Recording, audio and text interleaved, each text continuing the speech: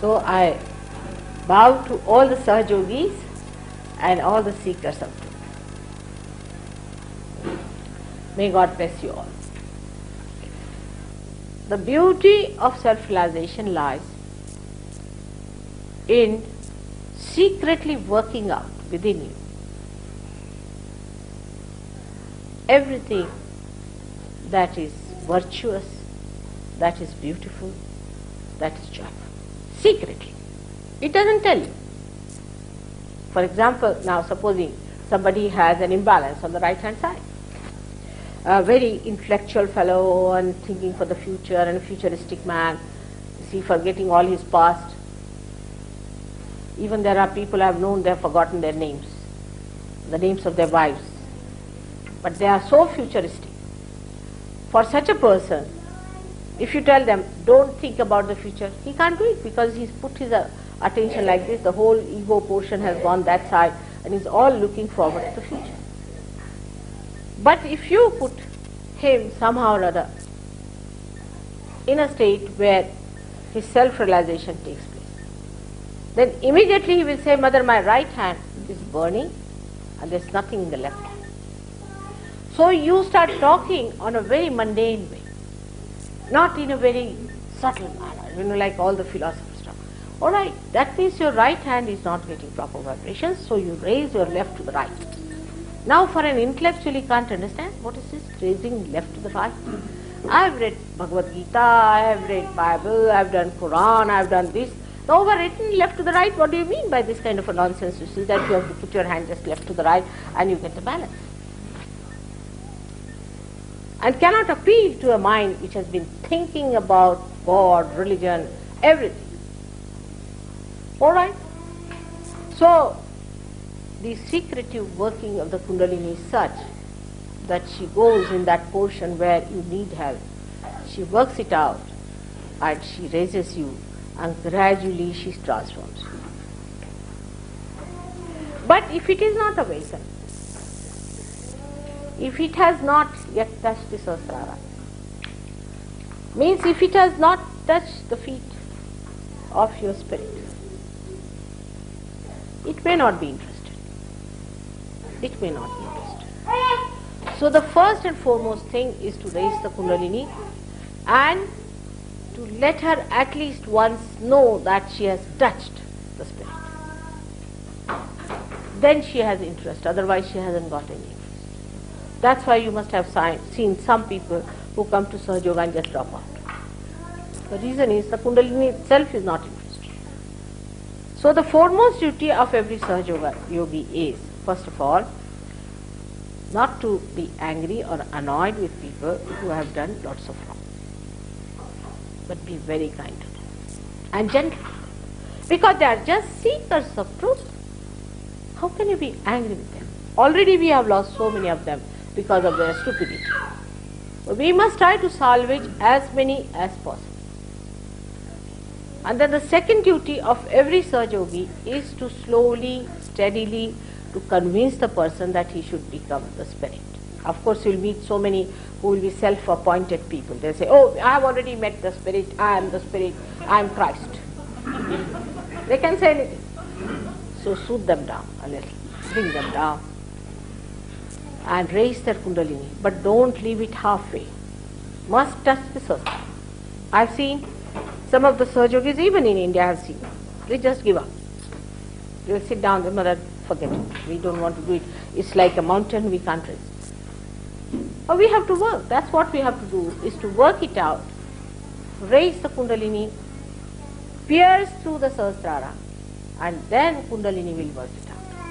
It was a question asked to me, Mother, that we gave realization to so many people. Out of that, only about 30% people are coming up, the rest are lost. The reason is, you have left it half done. So this is one of the reasons why we have lost some people. And there is no connection still established. Now those people who come to Sahaja Yoga, you have to really work hard on them. Instead of arguing with them, because what will you argue is all mental projection. On what point are you going to argue with them? Because that is not going to give them the light of the spirit. So somehow or other work it out in such a way that they feel light of the spirit. Then talk. But we think that if we talk to them, it will help. It's not a question of conviction. It's the question of happening. It's a question of becoming, which is important. Unless and until they become, what's the use of argument? There's no law court here. There is no debate going on. There's no election. There's nothing of the kind. It is something that has to happen to all those people, that they should get their light of their spirit. And once they get it, then it is very much easier for you to talk to them and tell them about it. The philosophy of Sahaja Yoga is extremely simple. It's the simplest of all philosophy you can think. It's a very simple philosophy. Is that once you get your realization, you start feeling for the first time the all-pervading power and forget everything else. Once you get that feeling of the all-pervading power, only you have to know how to maneuver it, how to work it out, and how to use it for your own growth.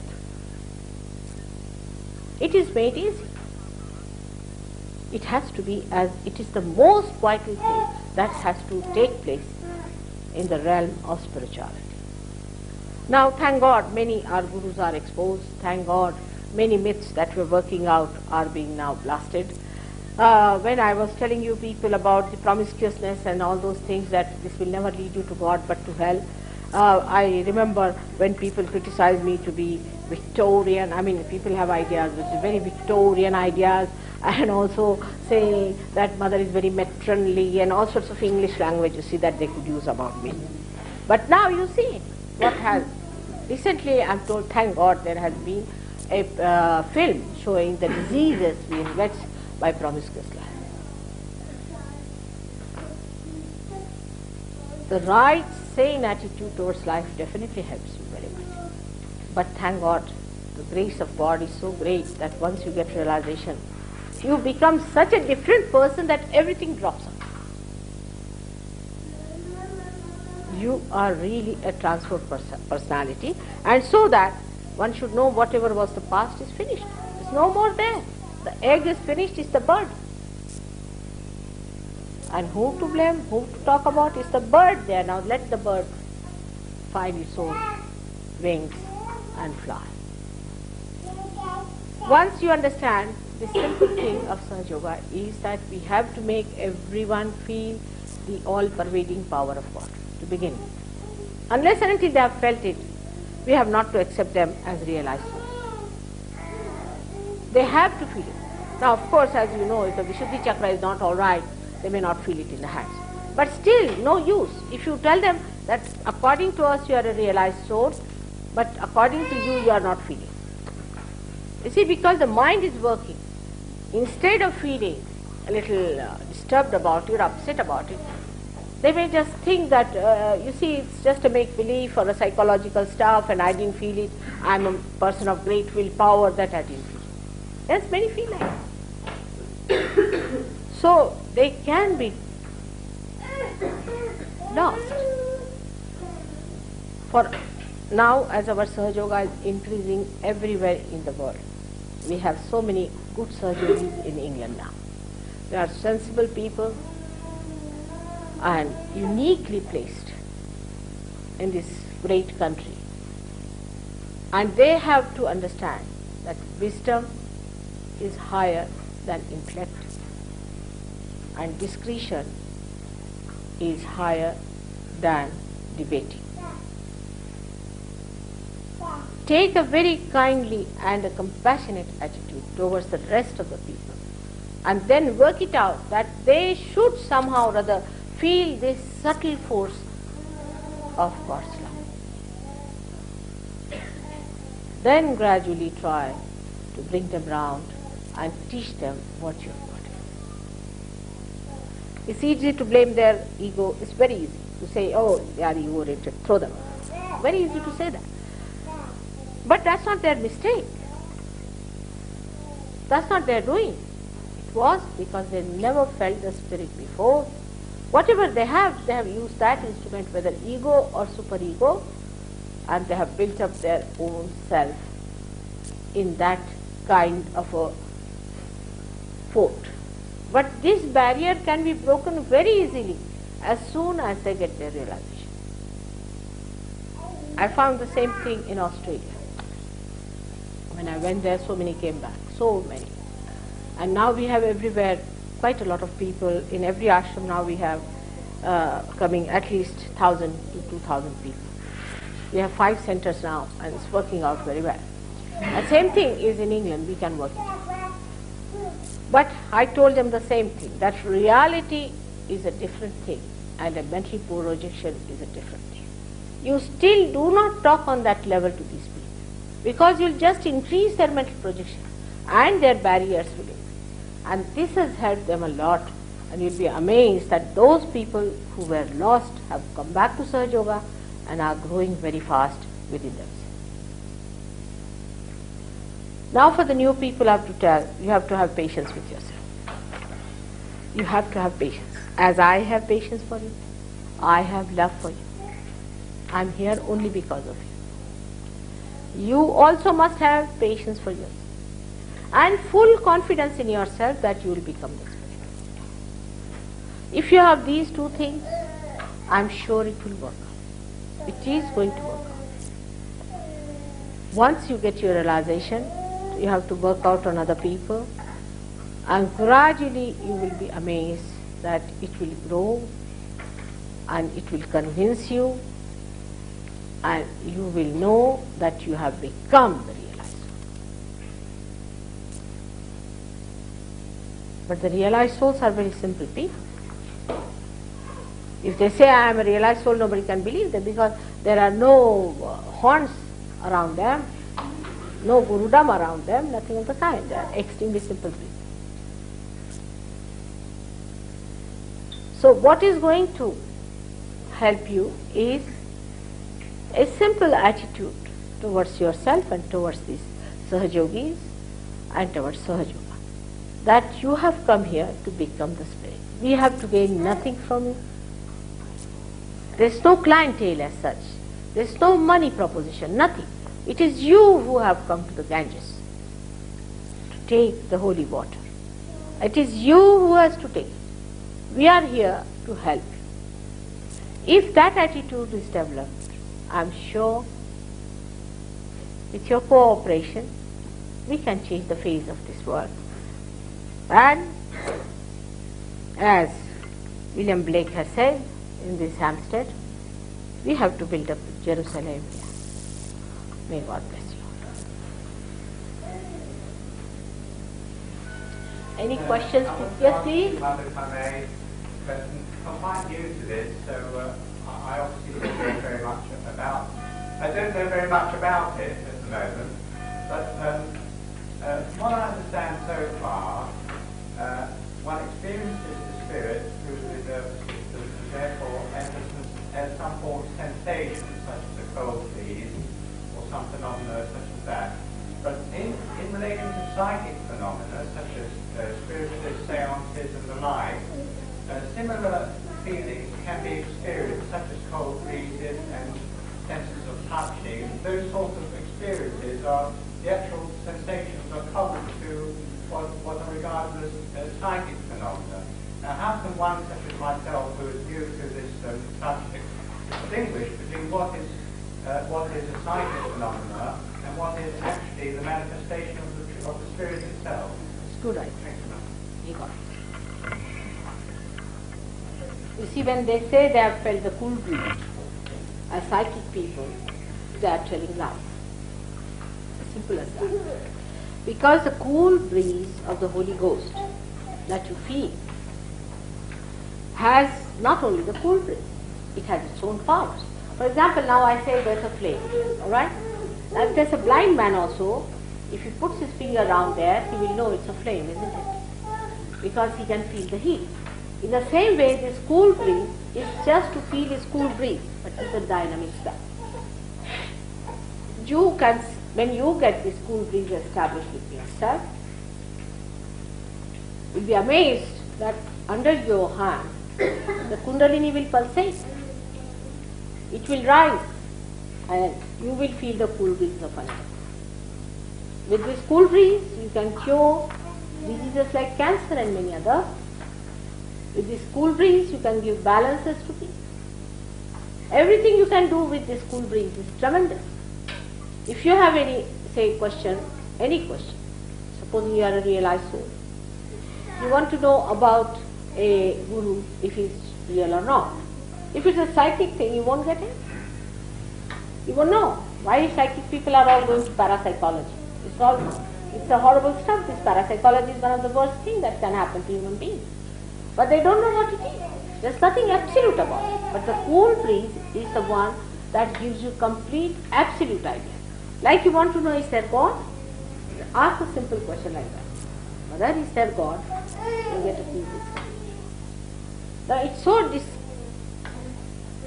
discrimination is so great and so precise that supposing you want to know about a guru, how he is, supposing he is a devil, then you might get even blisters on your hand. You might even get tremendous heat in your hand and vibrations will stop completely. But supposing he is halfway, then you may not get such bad effects, but there won't be any breeze at all. But supposing he is a realized, so for William Blake, for example, I don't have to ask, I know. But unless and until you really feel that cool breeze in your hand, in a real way, also it's coming out of your head, then you should not believe that you have got a realization. You should not believe it. Now there are many psychic cases I know who told me, we have always felt the cool breeze because they cannot accept it, just say. And their Kundalini just frozen there, nothing of the kind, I am getting terrible heat. And just praying if this person goes away for a while will be good rest for me. And he just, oh no, but I have felt the cool breeze. All the time he's telling me lies. Oh, I have always felt the cool breeze everywhere. But the Kundalini is down below. You can feel it yourself. You can see for yourself. If the Kundalini is not here, how are you feeling the cool breeze? You cannot. It's a phenomena as a result of something. It's not just a phenomena of the cool breeze. But when the Kundalini rises above the Sahasrara, then only you can feel the cool breeze. I have seen many people like that. They don't want to accept, oh, that I have got all this. But supposing there are people who are born realized. There are people, some people who feel the cool breeze. Now you have to differentiate between them and the unreal people. There can be some people who are born realized. But nowadays we have decided not to tell them that they are born realized. Because those who came to us, we told them they are born realized, their egos are inflated like that. You see, absolutely gone through that. And we lost them. Because, you see, if you are a born realized, it's nothing great. Nothing great, because so many are realized. Here, supposing you get a realization today, alright? So you will be a realized soul. But you are not a Sahaja Yogi.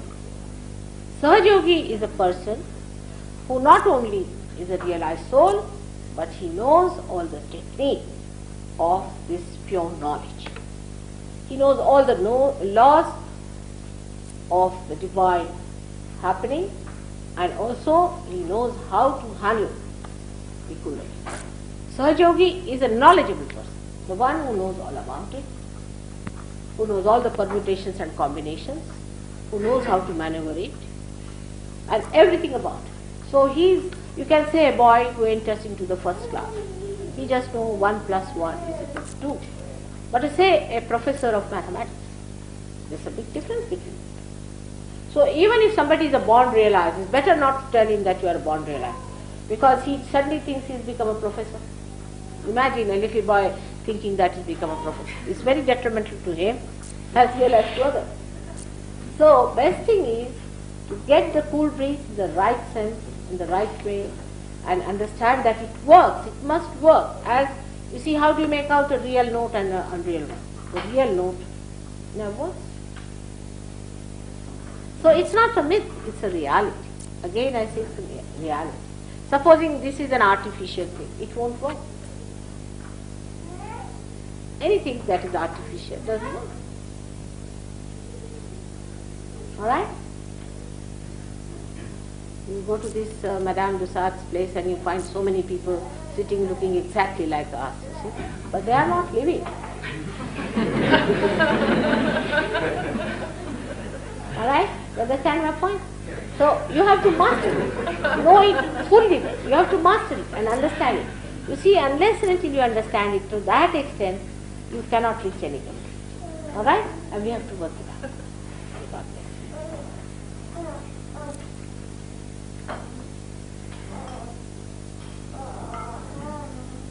It's not only thing that is cool breeze. Where is your kundalini, whether it has risen or not, if the cool breeze is coming out of the head, only a Sahaja Yogi can say. Nobody can say that.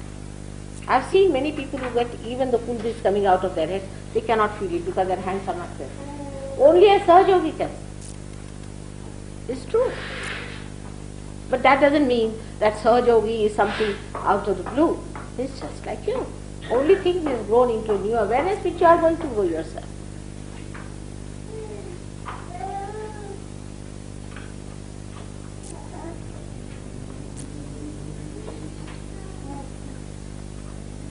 What's your problem? Huh?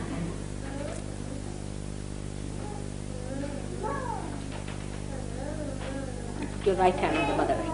Just on this. Tell him to put the right hand on the mother eye. Yes, that's it, right. In Sahaja Yoga, there are so many ways and methods how we work out the help from all the elements. How we work. For example, this gentleman, say for example, I find his left side is overloaded. You can ask the Mother Earth to take away the load. Just put left hand towards me and right hand on the Mother Earth. You can you will feel better. Feeling better now? Just think. Have patience. It will work.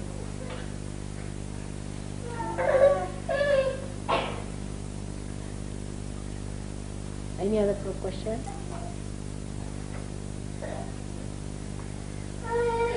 You must see that the person is transformed. They may say anything. The person must be transformed. He must become a saint. And the saint is not a person who calls himself a saint, but a saintly person is that one who drops out all nonsensical, automatically.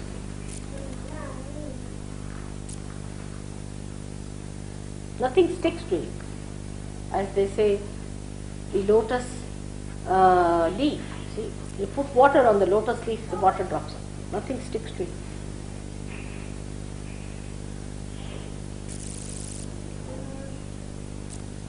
I think in England, at least 70% or maybe say 60% people have been drug addicts, Sahaja Yogis. You can't believe they were. If not addicts, they were something like that. I used to call them druggists and chemists. But that is it.